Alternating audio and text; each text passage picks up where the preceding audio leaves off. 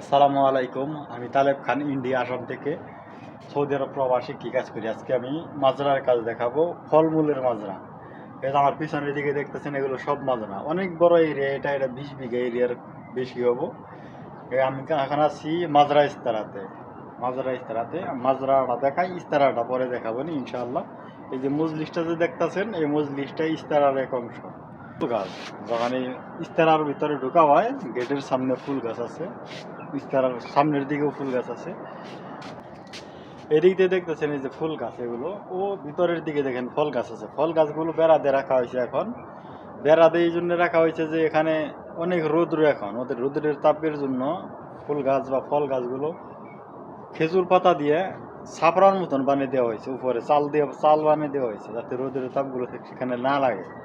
অনেক ফুল গাছ আছে, সেগুলো মারা যায় না। ফুল গাছগুলো ভালো, রোদের তাপে মরে না। এটা হচ্ছে মাজরা। আর এগুলো হচ্ছে ফুল গাছ। ইস্তারার পাশে এই যে ফুলা পান আসে, পার্টি করলে ফুলা পান আসে, খেলাধুলা করে, তার সাথে ফুল গাছ আছে। এখানে সব ফুল গাছ আছে, অনেক বড় এরিয়া, অনেক বড়। এদিকে আছে, ওইদিকে আছে, এটা বড়, আর ওইদিকে এটা ছোট।